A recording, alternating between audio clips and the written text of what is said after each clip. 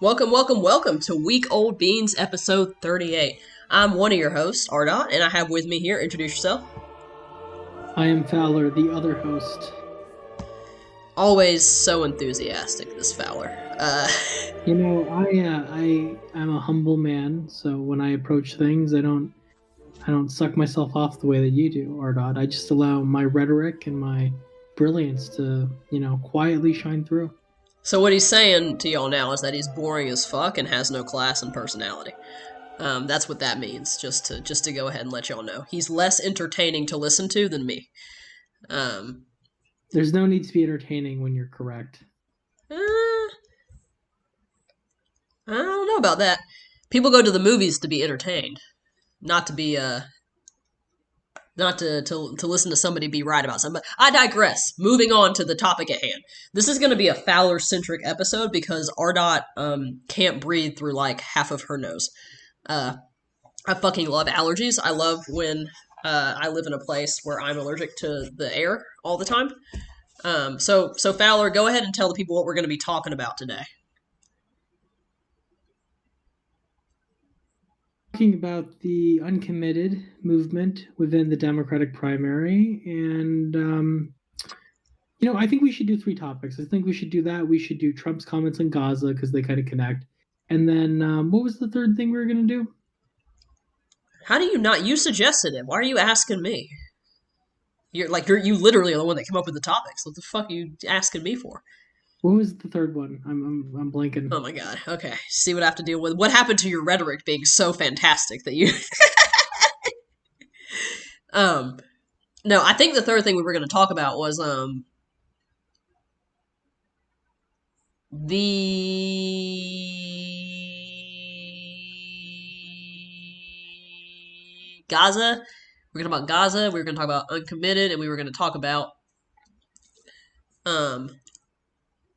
was it the Jack Smith case being delayed, or was it no? We can talk about that. Yeah, let's do that. There's too much empty air. We'll just fuck it. We'll do those three. Yeah. All right. So since my brain is only operating on a specific oxygen level, start with the uncommitted. I think that's going to be, we can tie that into the Gaza stuff too. Yeah, let's do it. Okay, so as we've kind of talked about in past podcasts, there isn't really a Republican primary and there isn't really a Democratic primary. Biden and Trump are going to be the nominees. But I will say, to give credit to the Republicans, which is not something I say often, Nikki Haley, she very decisively lost, but the Never Trumpers were able to rally behind her, and she was at least able to have a respectable showing, unlike the absolute fucking embarrassment that was Marianne Williamson and what the fuck was his name? Dean Phillips. Yeah, where they were just destroyed. Like they were losing by 80 points in primaries where Biden wasn't even on the ballot. Like people were writing Biden's name in, and he was getting all the fucking stuff. But I think for the first time in this kind of election cycle, we've seen a real push against the Biden administration during the primary, which is the uncommitted vote. And if people don't know, if you're against Biden's handling of the war, people are writing uncommitted in as a protest during the primary. And that's important. It's during the primary. It's not during the general where doing this would give Trump, dictatorship in the country. But uncommitted has done really, really well. I think it was it South Carolina and what was the other state? But uncommitted, there were more than 100,000 people in the last two states that voted uncommitted. And, yeah, it was the specific number I think was 100. The specific number was 1,300 something. Yeah, or 100. I'm sorry, 103. 100,030 some 300. Way better than any of the actual candidates did. And I think this is good. I think Biden is moving back on Israel. They're talking about building a port in order to give Palestinians food. They've been airdropping food into Palestine, and Biden has kind of condemned Netanyahu. And none of this would have been possible without the uncommitted movement showing Biden that if he does not change course, he will lose in the general. And I think someone that has to get a tremendous amount of credit is Rashida Tlaib, who people hang don't on. know. Let me interrupt. The third thing we were going to do was the State of the Union, and I think actually we should do that one instead, because it's more recent, and I think we can tie it into the Gaza stuff and the uncommitted, because he made some comments during his State of the Union that were pretty interesting about Gaza. So continue. I'm sorry. Yeah. Okay, that sounds good. But Rashida Tlaib, she's a member of the Squad. She's a hyper progressive. I think she's the only Palestinian American to be in Congress, because I believe Ilhan Omar is Somalian. So she's Middle Eastern, but she's not Palestinian. But a lot of Arda and I have talked in earlier podcasts about how the progressives have not done a very good job pushing Biden to the left publicly. Pramila Jayapal, the leader of the Progressive Caucus, has been a doormat. AOC and Bernie both endorsed Biden super early in the race, and there was no real attempt to make a progressive challenger to Biden that was actually worth a damn. And I think Tlaib, she's getting a lot of shit, but I think she was a really early advocate of uncommitted. She was pushing for Michigan voters to vote uncommitted, despite the fact that this caused hellfire to rain down on her by every other Democrat, including John Fetterman. And this shouldn't be surprising to anyone who follows politics closely. Tlaib out of the Squad. Tlaib is the one, because they do polling on this. She's the one who consistently passes more legislation than any other member of the Squad. There are other members of the Squad that RDOT and I agree on policy more with. There are other members of the Squad who are more powerful in terms of having larger social media influence or have more media savvy. But Tlaib is really the member of the Squad who really punches above her weight and consistently actually gets the people's work done. And I think she deserves an enormous amount of credit. Absolutely. Anything else that you want to say about that, Ardot? I mean, it's interesting. It's an interesting protest. I think a lot of people on the left tend to want to hold their vote in the general or hold their vote in general, but I think the uncommitted thing. I mean, I'm surprised it worked the way it did. All of this, by the way, while Rashida Tlaib had been censored as well, because I think she's still under censorship, right? She is, yeah. She was able to pull this off, while having been censured by Congress, and I think that's pretty impressive. And I think she's in the right to do it. And I think that we'll have to see how it plays out in other states. I mean, it seemed like the largest Muslim American population is in, I think, Michigan, right? Yeah, Michigan and Minnesota. Yeah, those two states. So it'll be interesting to see if that trend continues. But and I think it's really important because we're not homogeneous like the Republican Party, because the Democratic Party's made up of all these coalitions. Identities within the Democratic Party constantly need to jostle for more influence and power.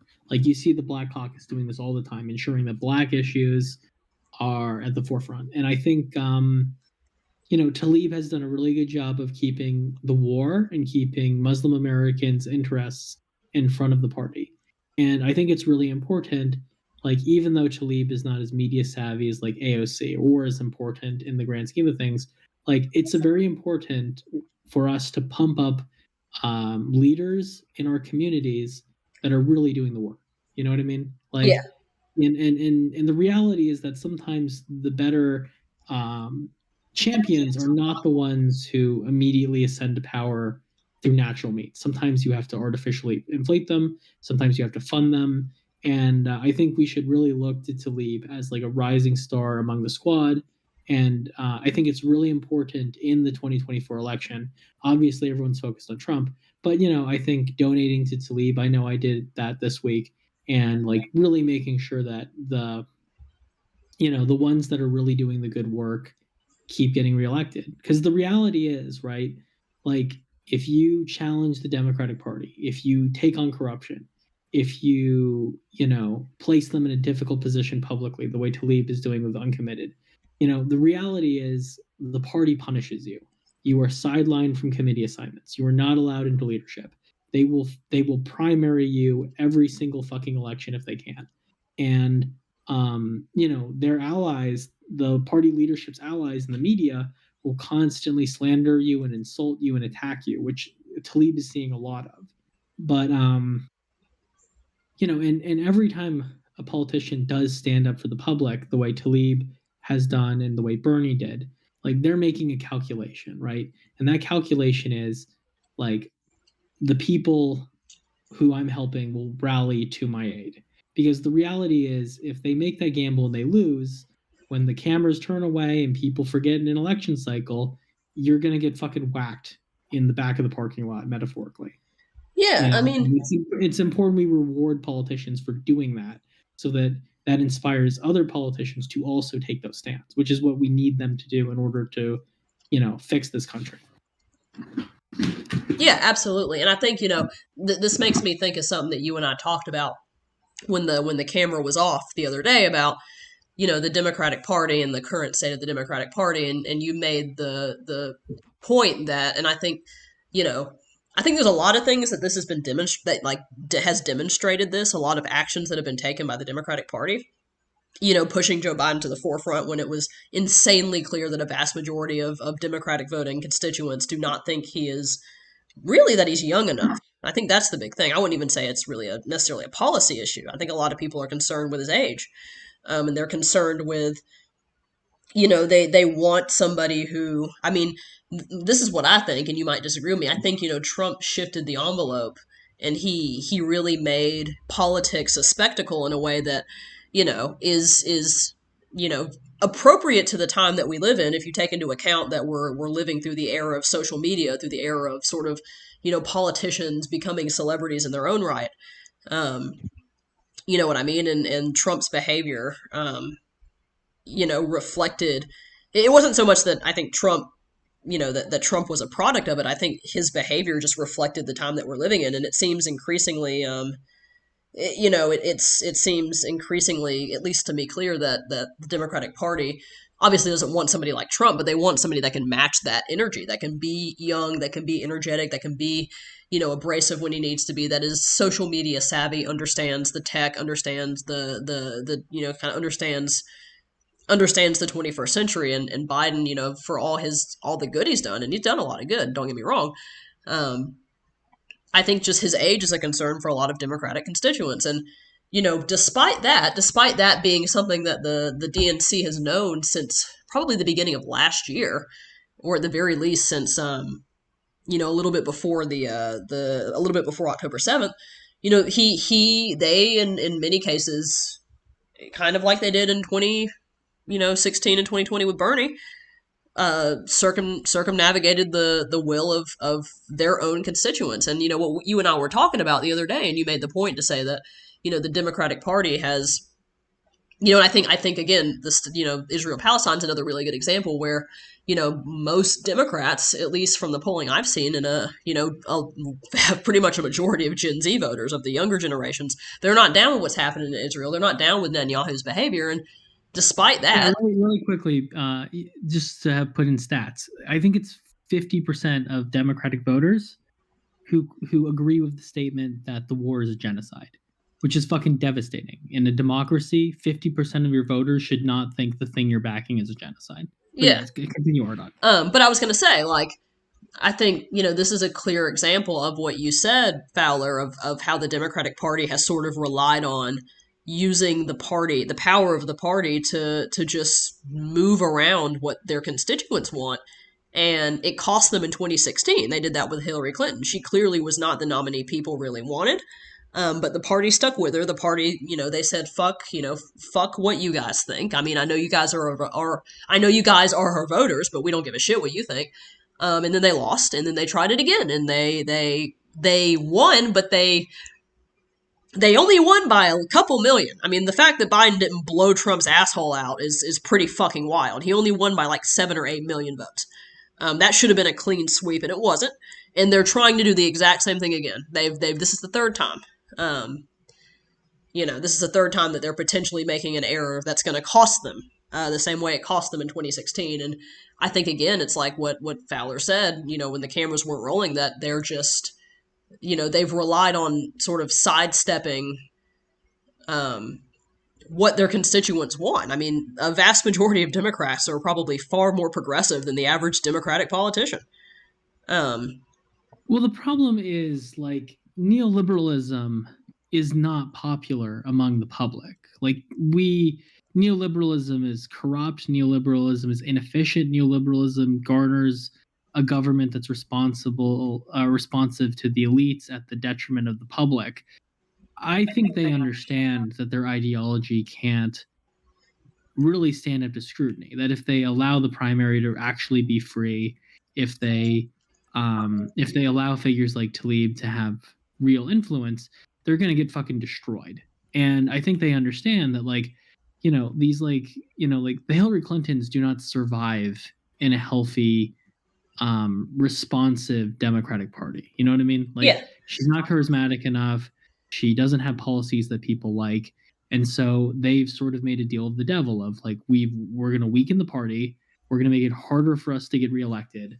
But, it's a higher chance of me being in charge of the failed party. And to me, that's worth it. And, it's incredibly irresponsible in a time of rising fascism for them not to be prioritizing, actually winning over their own careers. Yeah, exactly. The greed and the selfishness of the party apparatus. Hopefully it's enough to stop fascism, but we'll see. So moving on to the next topic, I think. Yes, Trump and Gaza. So I'm going to let you take this one too, because this sort of ties into, and I'll do the State of the Union. I'll talk a little bit. It's just hard for me because I'm fucking, like, mouth breathing right now. Well, I think you, in a sense, predicted things this happening, because I think we had a conversation about how you are not have friends that were turned off by the war and were saying that they weren't going to support Biden. And you kind of made the point, like, Biden is bad on the war, but, like, you're really downplaying who Donald Trump is as a human being, that he is not, like, a fighter for the free peoples of Palestine. And, she sort of showed it this week when he was asked about, like, how he would handle the Gaza situation. And his quote was like, "I would finish the job." I don't know what the fuck that means. There's a genocide happening. 30,000 people at least have been killed. 70% of those 30,000 are women and children. But, that shouldn't be surprising to anyone who knows anything about Donald Trump. He's a fucking monster. Netanyahu, the prime minister of Israel, is openly telling people that he hopes Trump wins over Biden. If you care about the war, if you care about the Palestinians, just because Joe Biden shit the bed does not mean that Donald Trump is a friend of the Palestinians, or that he would, handle the war in a more genteel way. And I think, and maybe you can talk about this more, Ardot, like, I think a lot of his past comments and the way that he interacts with other foreign leaders shows that he is totally willing and able to work with vicious, genocidal, authoritarian-like leaders. Well, I mean, ask yourself this. I mean, for those listening here that are doubting what Fowler just said, I think, like, the Muslim ban is a perfect example. Joe Biden never did a Muslim ban. Like which candidate between the two has openly stated he wishes to? And by the way, if Trump gets into office, he is the part of his mass deportation plan is to reinstate the Muslim ban, but extend it to more countries than were already on the list. He has said that deliberately, and I'm sure Palestine's going to be on that list too. I mean, it's just being a responsible adult. I mean, that's, like, fundamentally what all life is. But if we're talking about politics, like, we do not live in a multi-party state. There is not 3, 4, 5 parties that you can vote for. it's either Democrat or Republican. You can vote third party, but you're wasting your vote. This like I'm sorry if it hurts your feelings, but if you vote third party, you're wasting your vote. You might as well not vote. Um, and if you really want there to be a third party, you need to do the work outside of the election season to try and foster and develop a healthy third party.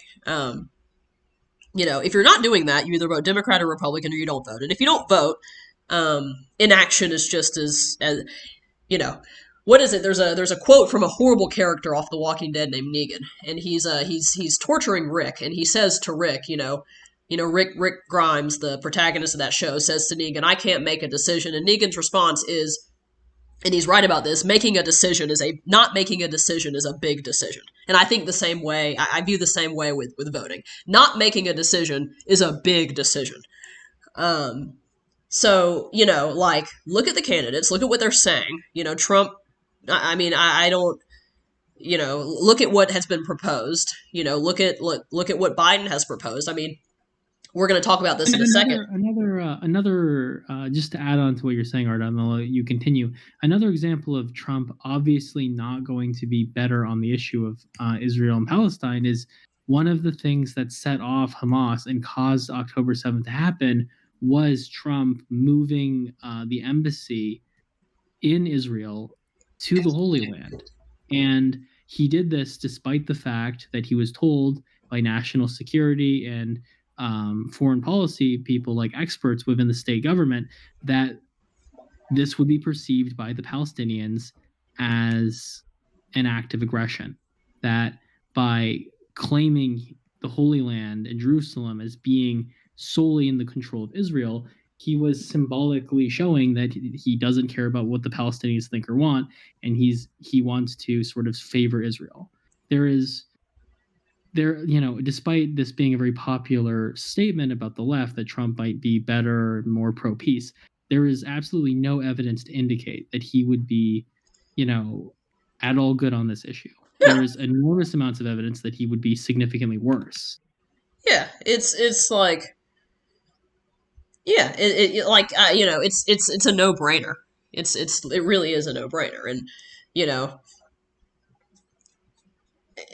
yeah, it's exactly what Fowler just said. So, that's my perspective on it, and I think, again,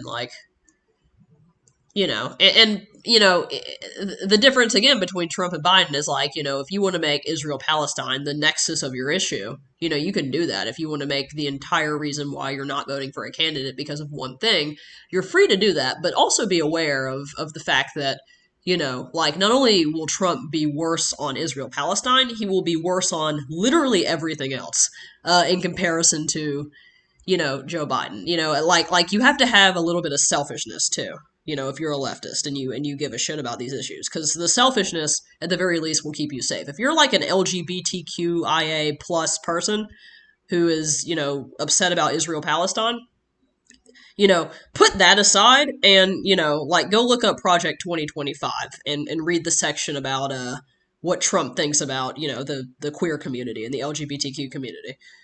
So just have a little bit of selfishness and even doing that, if you're a minority or someone who's marginalized or someone who's on the left, even just voting based on your own selfish desires, it would fucking lead you to vote for Joe Biden over Donald Trump.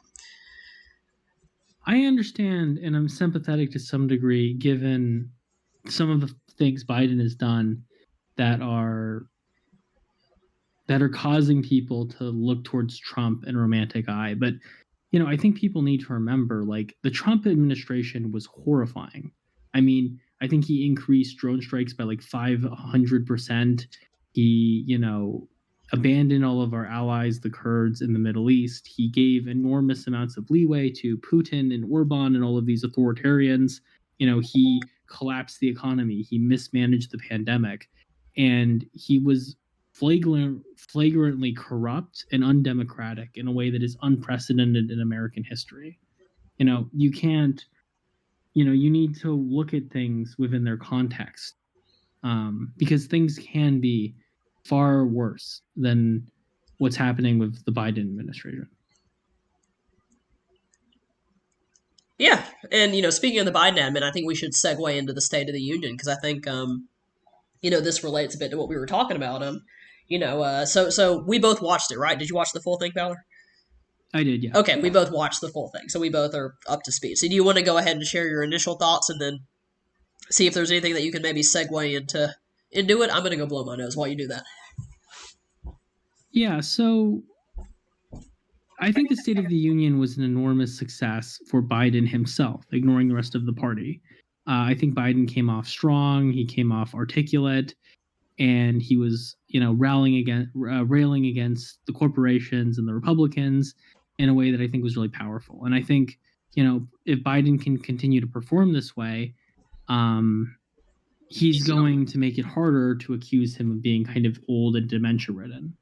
But I don't know if I found it as interesting as you did, because Biden is not really a progressive. I mean, Biden is not, he might rhetorically talk about how corporations are running things and, how the Americans have been forgotten and they deserve a fair share. But from a policy perspective, Biden is not a fucking leftist. So, I think will help him get election easier. But I don't really think there's a lot of policy tied to a lot of the more popular things that he said. Yeah, so I agree with you. Biden is not a progressive. Biden is nowhere near as far to the left as you and I. I was more interested in it for the spectacle. I think a huge going forward, or at least, until November, what Americans are really looking at is the spectacle aspect of the rematch between Trump and Biden. The policies that Biden proposed during the speech, I mean, it was half measures, a lot of them. I mean, he railed against corporations, then he suggests, kind of like a meager tax shift. He railed against the inability of Americans to buy homes, but he didn't address the biggest elephant in the room, which was obviously massive corporations buying up homes and jacking up rent, preventing people from being able to buy, actually own their homes. So a lot of the more progressive elements he was able to shadow, but not really get deep into, and the solutions he proposed,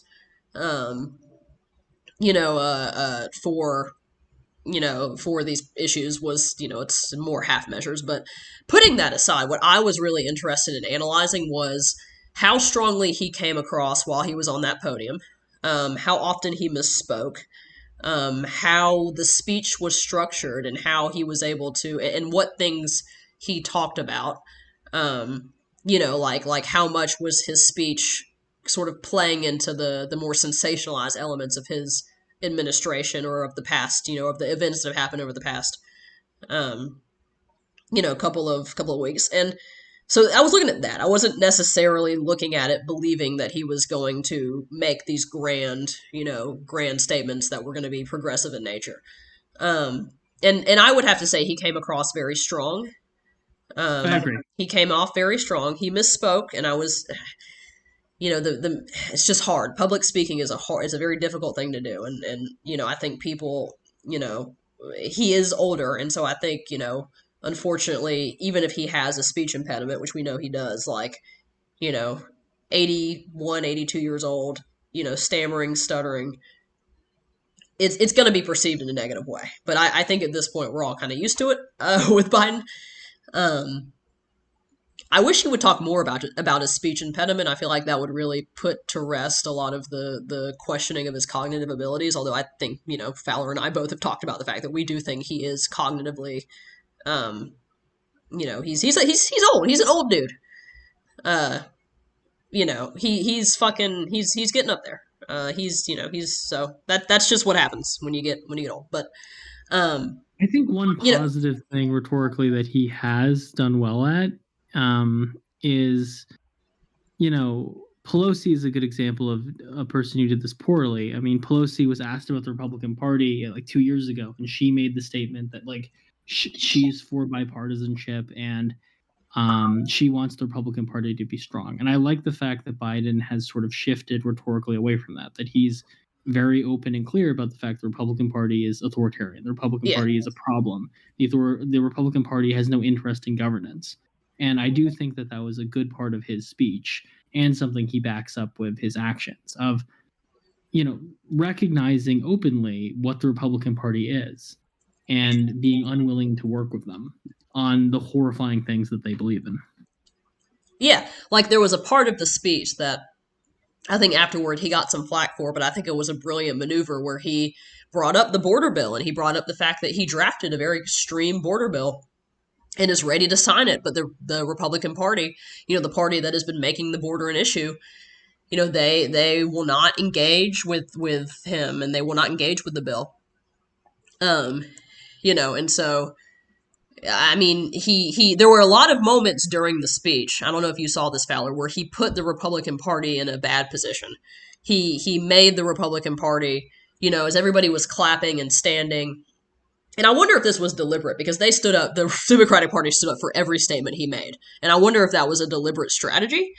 Even if it was like a relatively innocuous statement, like Kamala Harris was doing fucking squats the entire night. She's gonna have fucking sore knees the next day. Because she was up and down, up and down, up and down. But I wonder if that was deliberate because, there were moments where the Republican Party is obviously fascist. Like, they're obviously far-right authoritarian. Like, they don't believe in democracy. They don't believe in a lot of the basic, core American tenets that everybody else believes in. And I think in signaling to a lot of social issues, for example, abortion, for example, the civil rights movement, and then the Democratic Party, they all rise to their feet, clapping, cheering, and the Republicans are dead silent. I think he was able to put them in a weird position where, they couldn't, they couldn't really, rise for applause because he was correctly calling out their, correctly calling out who they are, which is that they're, anti-woman, they're anti, they're pro-fascism and fucking anti-American. And, I think that, you brought up the point earlier about how one of the problems Democratic leadership has is that they have not really won elections democratically in a long time. They use the parties and apparatus to put their fingers on the scale. And I think in many ways, the Republican Party is that on steroids. The Republican Party has abandoned reaching out to women, reaching out to college-educated people, reaching out to urban people, reaching out to the various minorities that they're demonizing. And they have created policy in a party that cannot survive democratically in a multiracial 21st century America. And I think that has made them increasingly, appeal to and shape themselves around the white racist. And white racist policy is not popular outside of white racists. And that's part of why they've been forced to take these increasingly draconian and unpopular stances. Oh, yeah. Yeah. Are there any critiques of the speech that you had or that you can think of?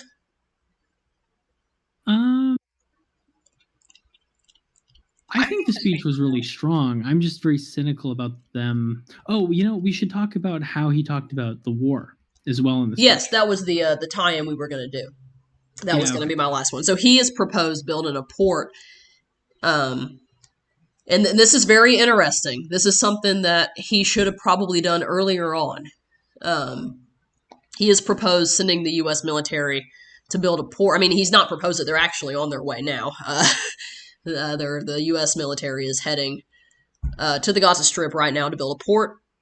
Which they 100% would not have done without Uncommitted and Rashida Tlaib. Yes. If people tell you voting doesn't matter, you should point to Uncommitted in the port as an example of why it does matter that we keep our democracy. Yeah, absolutely. Yeah. Sorry, keep going. No, you're good. You're good. That's a good point.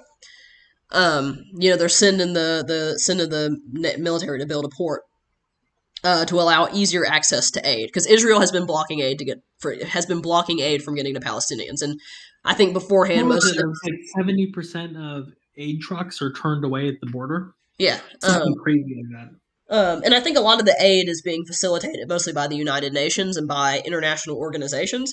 I think this will be the first time that the United States directly will be involved. Now, Biden has promised there will not be boots on the ground, that U.S. troops will not dock and actively participate, although I'm skeptical of that.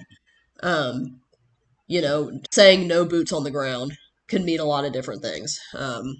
You know what I mean? And so, hopefully with this port being built, it's going to allow aid to get there faster, and it's also a very deliberate strategy. Biden is pissed off at Netanyahu. He was caught on the hot mic, actually, I think after the speech, making comments about Netanyahu not being happy with him. Yeah, because Netanyahu is, even if you're a Zionist, which Ardot and I are not, even if you do believe in ethnically cleansing the Palestinians, Netanyahu has made it impossible for Americans to back him. Every time Fetterman or Biden or any of these pro-Israel people ask Netanyahu to do things that optically will help the U.S. politicians who cannot continue to help him if they are not reelected, Netanyahu has openly ignored them, openly contradicted them. And every time Netanyahu's allies in the United States need him to chill the fuck out and stop being so racist, and stop being so aggressive, and stop escalating things, he responds by further escalation. And, I think even if you're pro Netanyahu, he has made it impossible politically to support him or his regime. Yeah. So, the port is a strategy, right? And I this is how I think. This is what I think is going to happen, right? They're going to build this port, and the presence of U.S. troops and the presence of U.S. aid workers, not international aid workers, but American aid workers, actively facilitating, aid getting to and from, to and from the Palestinians, is going to put a lot of pressure on Netanyahu to chill the fuck out. Because God forbid if an American, either a soldier, if there are, soldiers going to be helping, or an American aid worker, gets caught in the crossfire and the IDF guns them down. I think that will give Biden plenty of reason, or just something going wrong. There being the IDF aggressing in a way that puts American, aid workers or American troops in danger.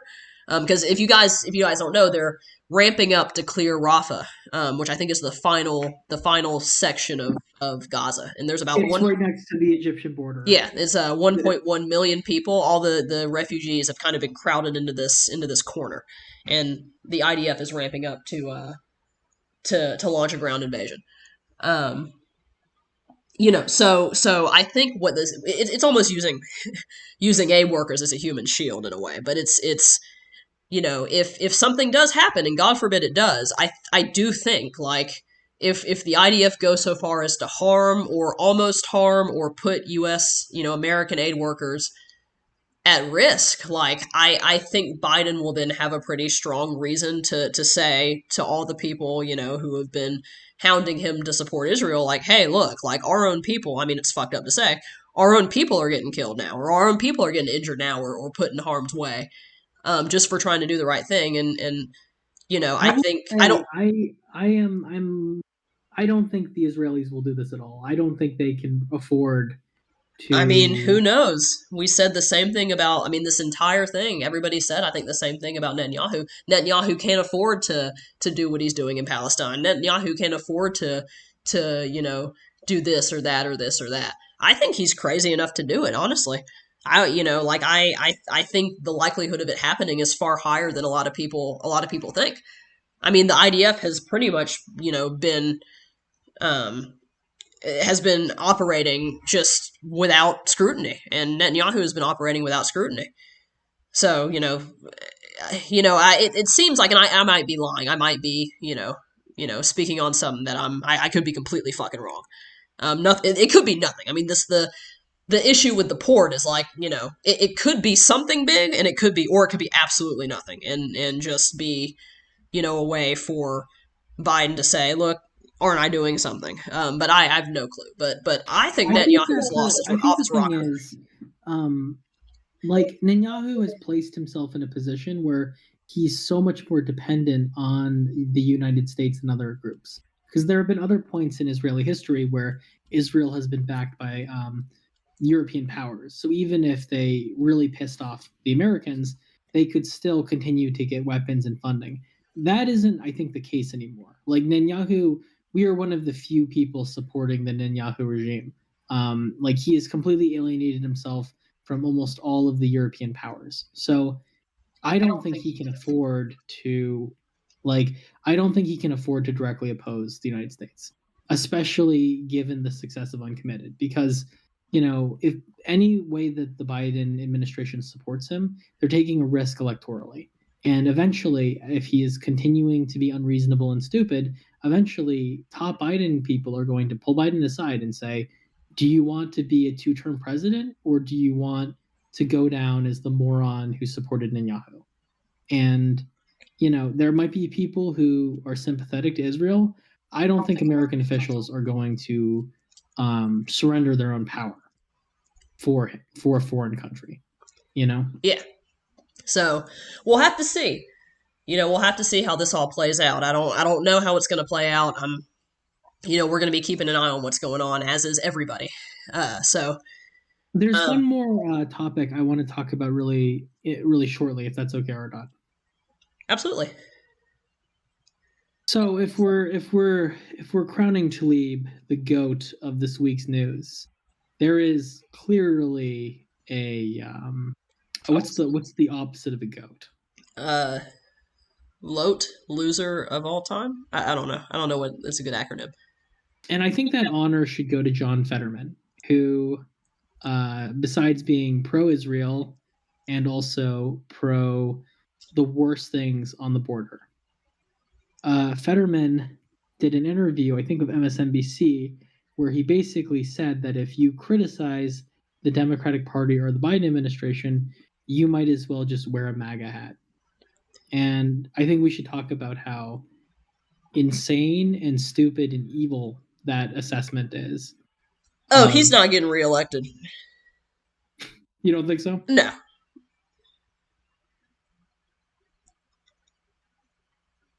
But I think I think you had a rant about this, so I'll let you do that. But I will just say, oh, did I have a rant? You're gonna make me rant while I'm sick, bro. We talked about it a couple days ago. You're gonna make me rant while I'm sick, bro. That's fucked up.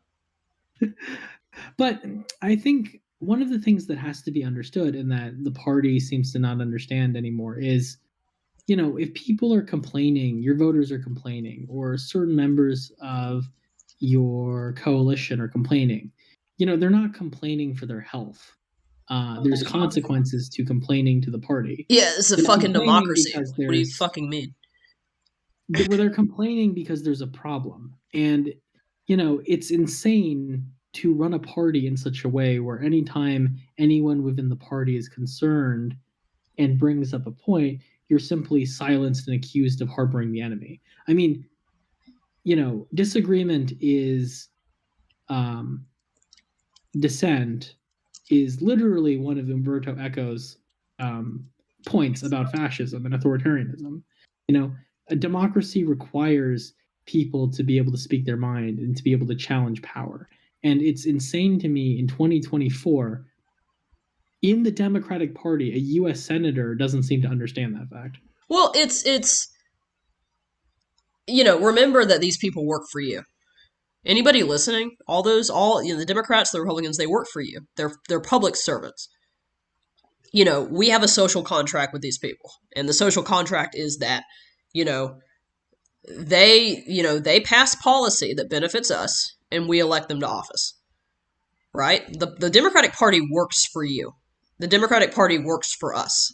They don't work for fucking, the fucking corporate class. I mean, they technically do now, but in theory, they don't work for the fucking, corporate class. They don't work for a fucking foreign entity. They don't work for, fucking whatever foreign country they're fucking, taking money from. Looking at you, what's his face? What's the mayor of New York? Eric Adams, who got a fuck ton of money from was it the Saudis?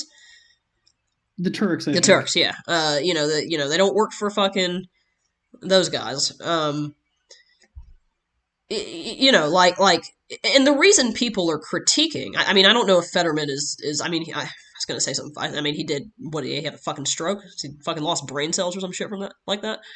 So maybe he's struggling and from recovering. But like people are critiquing the Democratic Party not because they've fucking increasingly become dog shit and have made decisions that seem to indicate they're incapable of stopping the real danger, which is not critiquing Joe Biden and the Democratic Party. It's the fucking blaring red light, I want to be Hitler 2.0,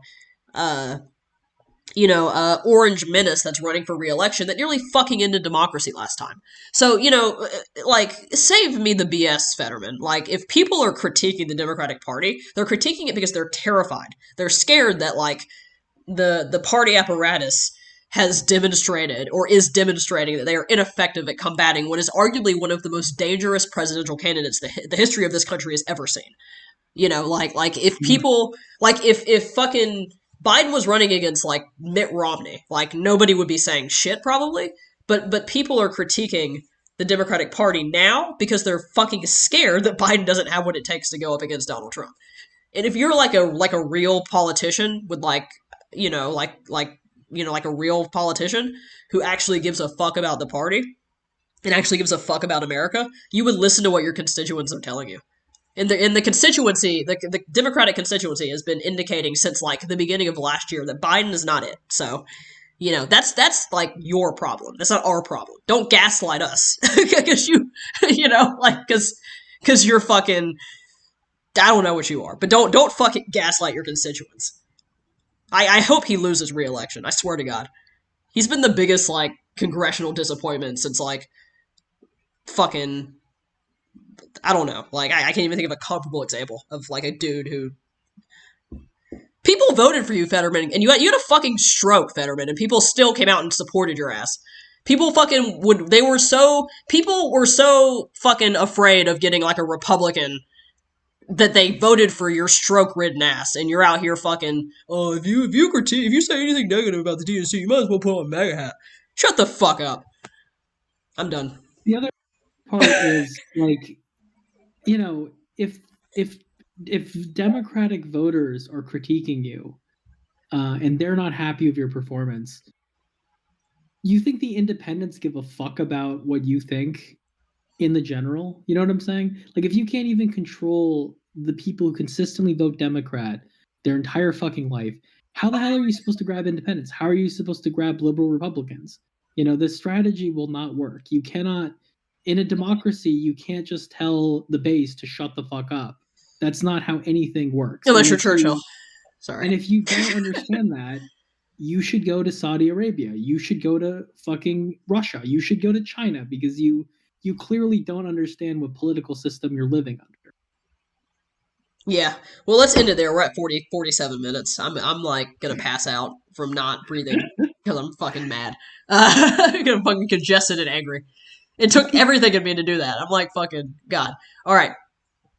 Sorry for me being under the weather. I can't help the fact that, I live in a state that is trying to kill me every summer or every spring. Do you have any closing thoughts, Fowler? I guess not many people watch, but I would encourage everyone in the primary, if you're a Democrat, you should vote uncommitted.